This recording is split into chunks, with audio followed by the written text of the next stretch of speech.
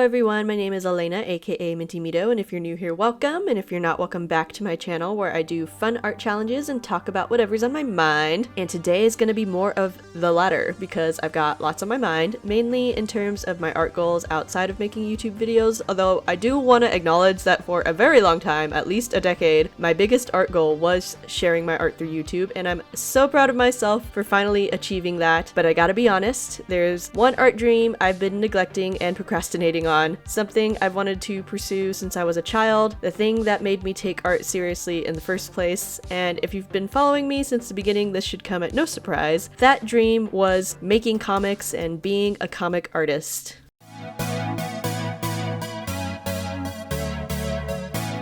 I've said it before and I'll say it again, my canon event that made me want to become an artist was when I was in 4th grade and my mom bought me an Archie comic. Yes, the series that led to Riverdale. And it's not like it was my introduction to drawing, not at all. I'd been drawing since I could hold a pencil, like a lot of artists say, but I didn't take it that seriously. I very much just saw it as a thing I liked to do. Back then, when people would ask what I wanted to be when I grew up, I would say a wide variety of things. An eye doctor, a model, a news reporter, just whatever jobs I'd seen in person or on TV, because honestly, I didn't really have an answer. I barely knew how to tie my shoes. How was I supposed to know what career path I was going to take for the rest of my life? But when I held that Betty and Veronica Archie Comics Digest in my hands, there was like a shock through my system. This is what I want to do. I want to make characters and tell their stories. And so naturally, I started making comics. At first, I made short little fan comics set in the Archie world. I think most of those are gone. I had a bad habit back then of throwing away my old sketchbooks and notebooks. Don't do that.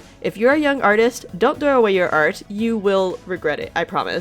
But I would also make comics about the Sonic characters. One was a high school AU.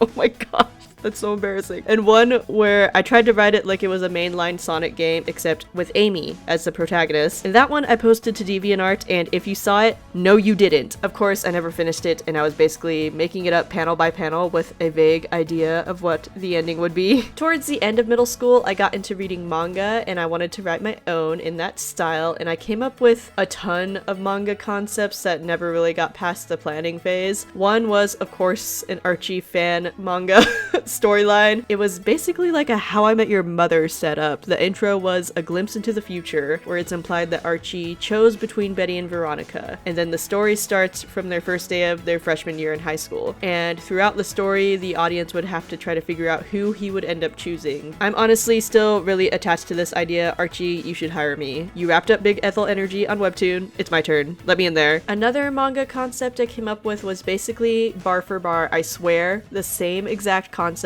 as the anime Romantic Killer on Netflix. I remember watching it when it came out and I was like, who read my middle school notebooks? But the show was great though. 10 out of 10. I highly recommend it. It was definitely better than the way that I had written the story in my head. And the last major one I remember working on that I think had the most progress in terms of world building was, oh, I don't think I've told anybody about this, but yeah, it was basically a human Sonic AU, except I completely changed the character designs and their names and made a whole new story, but the core original concept was Sonic Gajinkas, and they were superhero teens, and they travel to a different world, and the main guy has super speed, you know.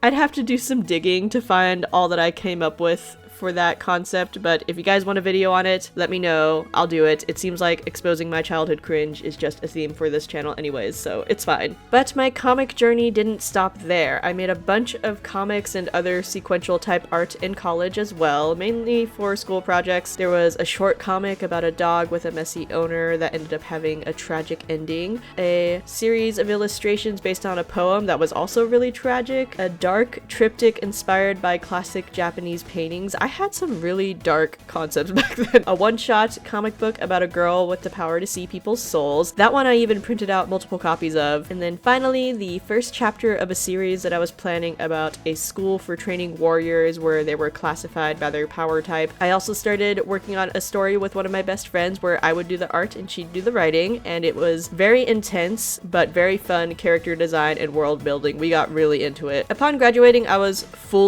completely ready to dive deeper and commit to at least 1, 2, maybe 3 of these projects, and then nothing. I didn't do any of it. I tried, but I failed.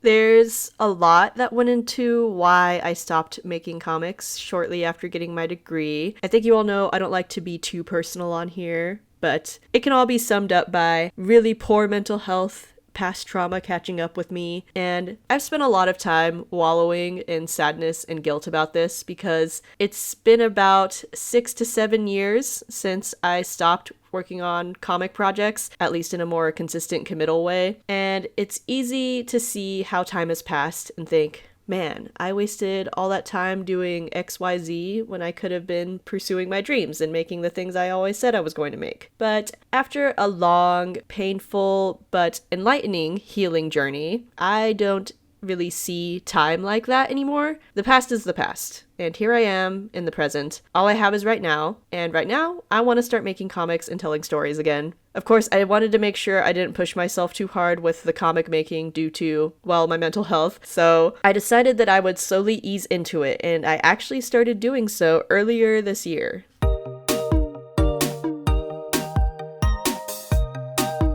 This past spring, my older sister told me that she had an idea for a short weekly comic series about personal finance because it's something she's really passionate about, and asked if I was interested in doing the art for it. I immediately said yes, so that's what you'll be seeing on the screen now, my process in making the logo, the banner, and the first few comic strips for this series. And as a special extra, I also wanted to introduce my sister so she could talk more about the comic concept and our goals with it, and how we got here. Basically, the video is me being like, here was my comic making journey, and then I gave up. And now I'm gonna try again, and here's the first thing I've done in like 6 years. And then my sister was like, I have too much free time. Let's start a comic.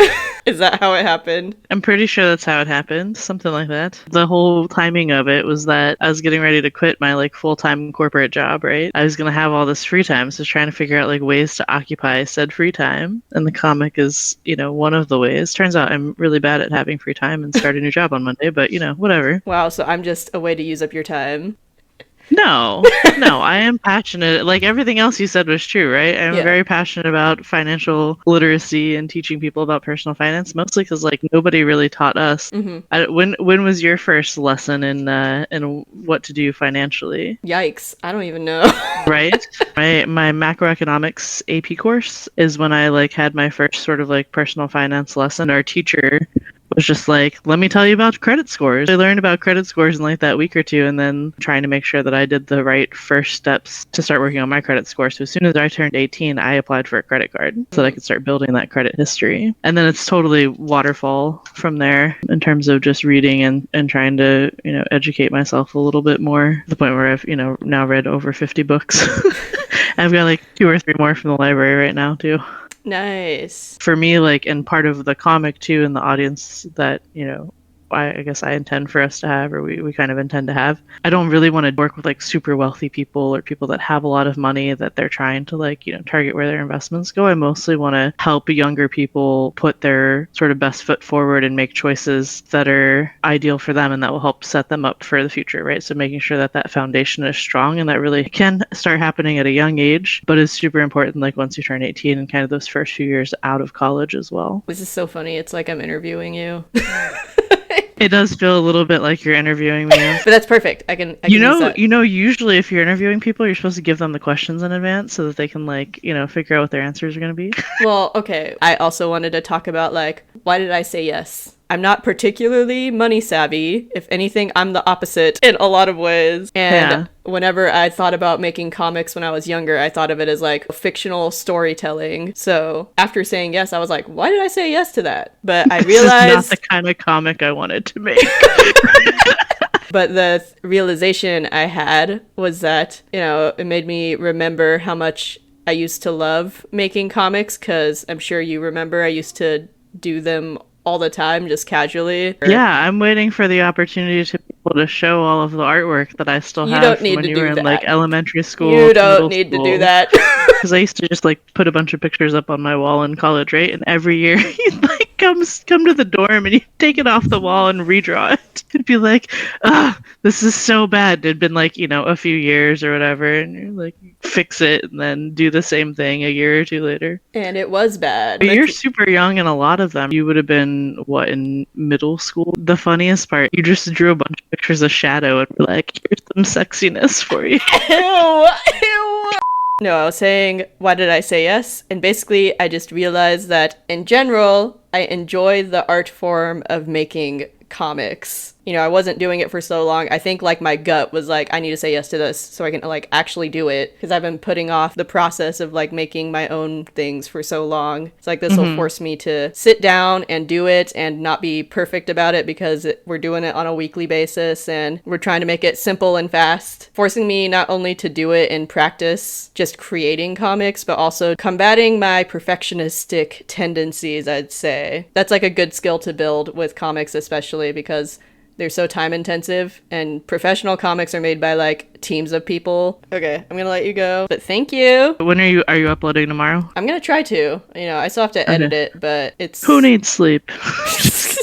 Working on the fundamentals has helped me rediscover my love for comic making. One thing I love about it is how much problem solving you have to do in the process. Like, even if you have it scripted out and planned, you'll find that certain visuals might not express things the way that you want them to, or that the script and visuals you came up with still don't quite convey the message you want, and you have to make adjustments. It's happened a few times over the course of making this little series, and it is so satisfying when you reach a solution. It's like art math that's actually fun. And I've realized how, even though I never really stopped drawing, I have been missing out on the joy that I get from this particular type of art form. So naturally, as I've been creating this series with my sister and rediscovering my love for making comics in the first place, it also has me itching to get back into my own stories, and I'm hoping that YouTube can be a place to share my ideas and process for those original story concepts. I put out a poll this week asking what kinds of content you guys like watching on art channels, and overwhelmingly people said that they really like videos about artists' OCs and their world building, and that really pleasantly surprised me, but I was surprised. So I'm hoping that means that you guys will be at least a little interested as I start sharing my own concepts for my characters and stories that I plan on bringing to life. There are 2 stories I have in mind right now that I'm going to be prioritizing outside of the Fundamentals comic. I'm envisioning them both as webtoons, so the vertical scroll comics on the webtoon app. One is a short story about my koi mermaid character that I've illustrated a few times, mainly just to get more practice in this format, and the other one is a story I've been conceptualizing since 2022 based on OCs that I made for a Halloween character design challenge I did on Instagram. That one is definitely more of a long-term project because it has a good amount of lore involved, but I've decided to start reintroducing some of those characters through this year's Drawtober challenge because it just so happens to perfectly line up with several of those Halloween-themed OCs, and I'm very, very excited to work on that and share that with you guys. The actual creation of these comics may end up being pretty slow-going depending on my energy and how much time I have, but I'm excited to take you all along with me on this journey. Don't worry, I will definitely still be making my other usual videos. You'll see art challenges, the Sonic OC series, and other Sonic content, of course. Speaking of which, did you guys see the Sonic Central, Sonic DC crossover, the first episode of Dark Beginnings? We just keep winning. I am so